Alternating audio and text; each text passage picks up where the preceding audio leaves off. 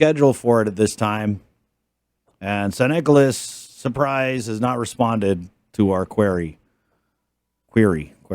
Who goes first and when? That's what the speaker wants to know. What do we do now? Come August, Leon Guerrero and St. Nicholas are facing off the Democratic gubernatorial primary. Maybe they're just going to make it in the debate, right? They're like, you know what? Forget it. We'll just square off in the debate. But like pulling teeth to get the top two elected officials of our island to address the people on just what is the state of our island. What is the state of our, congressional situation? Interesting. Minority Leader, Senator Chris Duenas. I guess we can start there. Good morning, Senator. Hi, good morning, Chris and Joe, sir, and Jason. If you can just give me a couple of seconds from the Republican caucus of the 36th Guam legislature to express our sincere condolences on the passing of Speaker Joaquin Arreola. Many of us have close relationships with the children and have been texting messages on different chats and individually, but I wanted to officially do that with this opportunity that you've given me this morning. So great man, another loss of one of our greatest generation, both in public and private service, and may he rest in peace, and may God comfort his family during this difficult time. Thank you for that.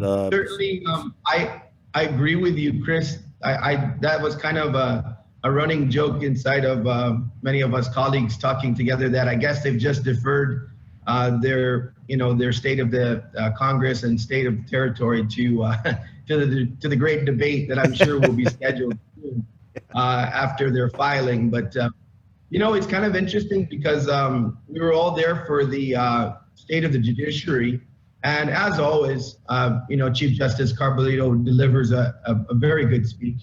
Always mixes in some humor and got us laughing and kind of in lighter mood from time to time. But I think he did a really good job in terms of really accounting for the resources that the judiciary is using. He really kind of highlighted how the silver lining of technology has, during this ravage of COVID for the last 2 years, has really kind of transformed the courts, and said that that's a permanent fixture now, and they've used a lot of the resources to be able to do that and build in more efficiency in the court. And so, I thought it was a very, very well done report card. I know they have a pretty hefty request budget-wise. We'll see how that will go during the budget discussions. But nonetheless, I think it was something that was needed and appropriate. So whether or not our congressman and our governor decide to avail themselves of that opportunity, or they're going to defer it to the debate, we'll see. But I thought the judiciary certainly, delivered a strong address and, demonstrated a lot of accountability. Yeah, the speaker was like, Governor, are you going to do your speech? And the speaker was like, Congressman, are you going to do your speech? And the judiciary was like, hold my beer. Let me get in there. I'll handle this. Yeah. So what do you think it is, Senator? Do you think that it's almost like a game of election year chicken, and that, the congressman doesn't want to go first because if he goes first, then the governor is going to be reacting to his speech and her speech, or, vice versa. If the governor goes first, then the congressman, I'm assuming, would kind of pick apart her speech. I mean, it goes both ways, right? Do you think that's got anything to do with it? I remember my comments on the last congressional address. I think, if we go and review that, right, Chris, there's no question that that speech was laden with, some criticisms, and you could see that there was an angling. My comment afterwards was, it sounded more like a speech, from an individual who's running for governor, although he did definitely give a really good report card as well of what he was able to do. I believe his last address was on the heels of us getting the EITC, reimbursement, basically as a permanent fixture, and as some of his work that he was doing, so really, he did tout certainly his efforts and his accomplishments, but I think he was, discussing the fact that the legislature had a really good plan too when it came to the expenditures of ARP and some of the rescue funds.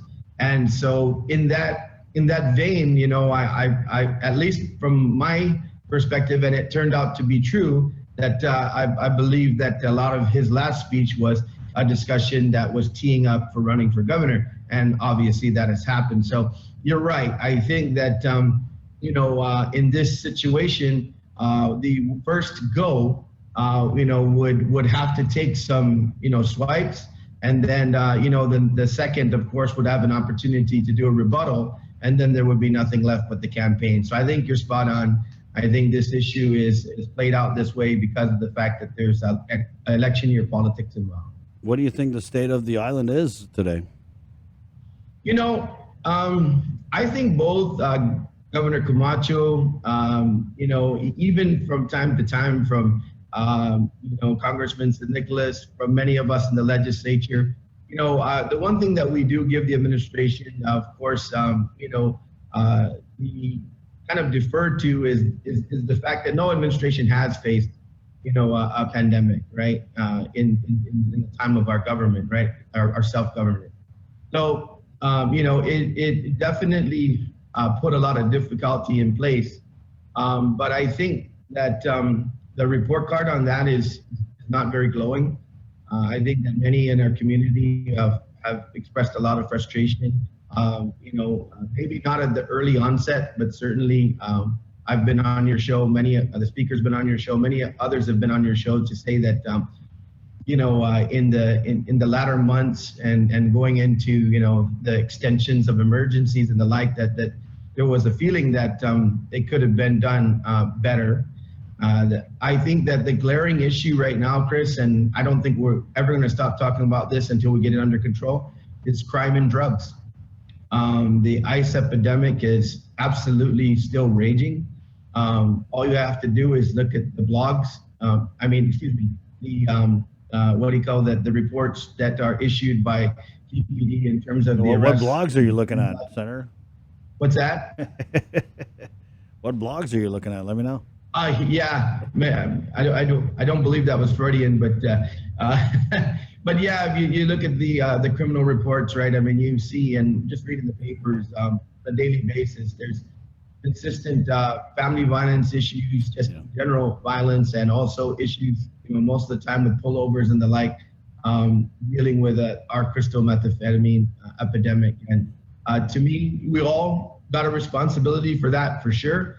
But certainly it is an executive level, function to jump on it and to command all the resources you can to tackle that issue. So I would say, precarious, maybe that would be a term that I would use at this time. And certainly a lot of uncertainty in our community. Now, I do like what I'm seeing in terms of tourism recovery. It looks like,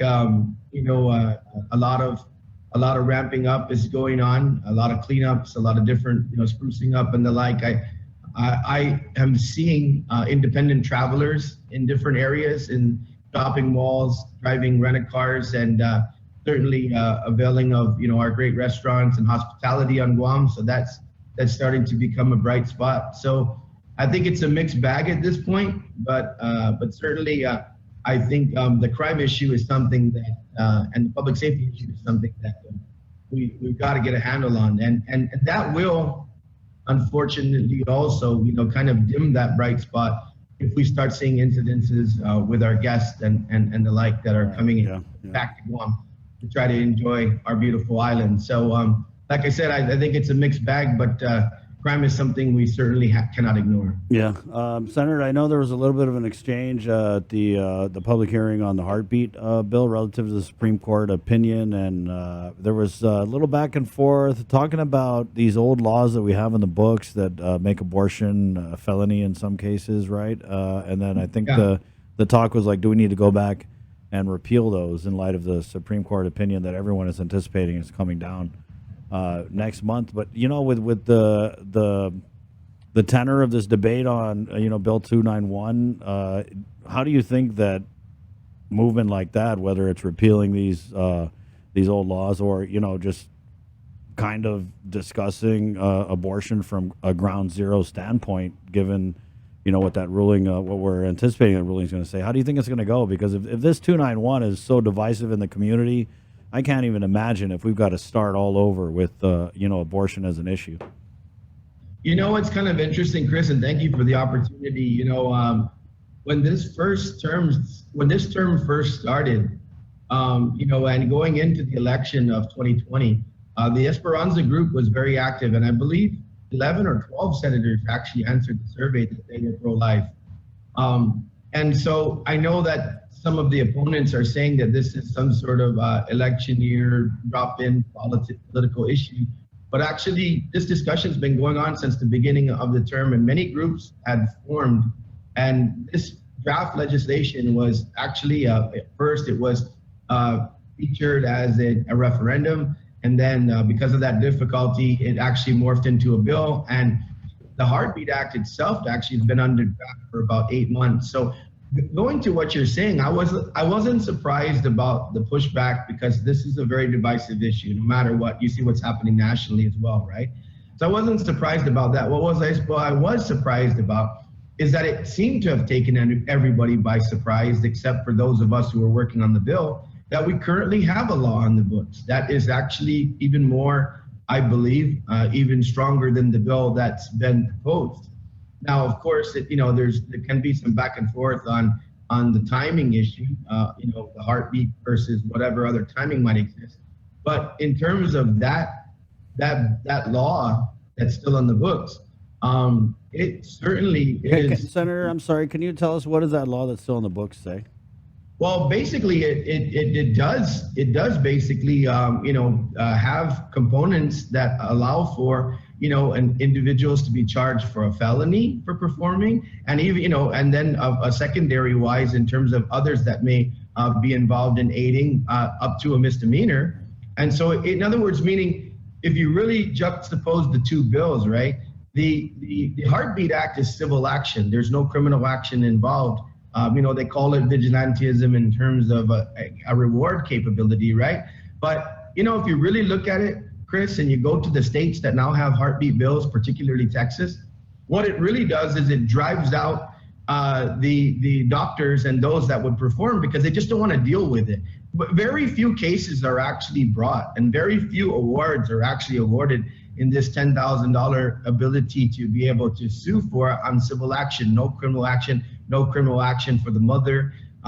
It really, and that's why it's actually been durable enough to withstand 21 appeals to the courts and 2 Supreme Court, non-enforcement of action when it's gone before on constitutional basis. So this really is a real discussion, Chris. If the Supreme Court does what is called for in the leaked release from Justice Alito, then literally it returns to the states. And even, this is another reason, Chris, why a lot of states have been doing this. They have known that this is going to be the possible decision coming forward. And especially when they saw the constant turn away of the suits regarding the heartbeat bill. So it was like the justices were already kind of speaking that this workaround is durable, and that it was almost kind of a mood within the Supreme Court that Roe Wade was bad legislation from the court level and should be done in Congress and the states. Actually, mostly the states, returned to state governments. And so that I was really, really taken aback that there wasn't a stronger discussion, because I know a lot of people in the legal community knew that we have that law on the books, and that if that will be the trigger law for us, that when this is reversed, the Heartbeat Act, I won't say will become immaterial or moot, but now we will have 2 pieces of legislation, a law and a piece of legislation to be debating. So this was a timely discussion that was brought to the forefront in terms of this issue, because all indications are the Supreme Court will reverse Roe Wade. Yeah, I mean, I would just say that I really anticipated the discussion this election to be on all of the other issues that I feel are very important in the community, and instead it's kind of looking like this abortion debate is going to take almost all of the center stage, which I feel for a lot of candidates, they might be able to squeak by, especially those seeking re-election, if we're just going to be talking about abortion for the next 6 months and not talking about, the plethora of other important issues that we have going on, Senator. Well, the interesting thing, Chris, is that if the Supreme Court does what it does, it's, at least for now, it's settled law. You know, and but for states that don't have any law, it's unsettled law because they're going to have to plow that ground in that territory. Yeah. For Guam, it's settled law, and outside of the Heartbeat Act that's been introduced, a senator or the governor is going to have to introduce legislation to repeal the current law on the books. That's never been done. There's been 16 legislatures, Chris, and that would be 4 governors. Literally, since this bill was signed into law by Governor Ada, not one lawmaker has ever introduced a piece of legislation to repeal that law. So the fact of the matter is that will now become. That's why I asked Jane Flores. I said, you know, Bureau of Women's Affairs, you've been there for 4 years, basically. You know, she said that, well, the environment in this legislature is not proper for that, but they had the 35th. And if you look back to the 35th, you know, Senator Lee right now is one of the lead charges against the Heartbeat Act. It seems like it may have been. Of course, we can't reverse time, right? Yeah. But the bottom line is that may have been a more favorable legislature, but that's territory that was never explored. Yeah, I'm seeing this argument a lot, Senator, on social media, where conservatives are saying, "Oh, well, the Democrats got the presidency, they got this, they got that. Why didn't they do anything?" And I can see you making those parallel arguments here, and I think I've heard those arguments before with the unemployment insurance. Right? People were saying, "Hey, you had the majority, you could have pushed it through, you could have done something, but you didn't." So. I guess it's hindsight, but definitely it's going to be talking about this more moving forward, Senator. Absolutely, this will be discussed. You know, and maybe now that the High Court has kind of shown its hand, maybe we will have a more you know a better discussion on this issue, and maybe the Heartbeat Act actually might even be a better option, but we'll see what goes forward. But I do think, Chris, honestly that you know, you're right. The other issues have to come to the forefront. Yeah. I'm not afraid to confront them. I'll be putting myself up and my report card forward. The people of Guam will make a decision whether I sit or whether I go fishing. So that's fine. I'll accept either outcome. Either one will be equally challenging. But you know, you're right. I mean, I think that yourself and others are going to need this election and people on their toes to talk about what they did, what missed opportunities they may have had. I like what a lot of our Republican colleagues and as a co-sponsor to many of these bills are going forward. Senator Mullins teeing up, you know, the ability to have hotel rooms, have better opportunities to renovate and get tax credits extended. Senator Taidagui and Senator Brown have introduced a great bill in terms of trying to get elderly care to Guam through tax credits and investments. Carlos Camacho came down and talked about that. So a lot of us are busy at work, and we'll put our report cards up. But yeah, I know it's going to be a challenge, but I know you're up to it, Chris. You know, hold everyone to account, and we'll see what happens in November. Thank you, Senator. Have a great weekend, and happy Mother's Day to the wife. Absolutely. Happy Mother's Day to all the mothers out there, and certainly to my wife. I'm not sure if we're going to get into a place for brunch or whether I'm just going to buy a couple of nice steaks and put them on the barbecue. We'll see. Take her fishing, man. Thank you, Senator. Okay. That's there you go. Senator Chris Duenas, the Minority Report. Farron Tyron, the Guam guy, just right there.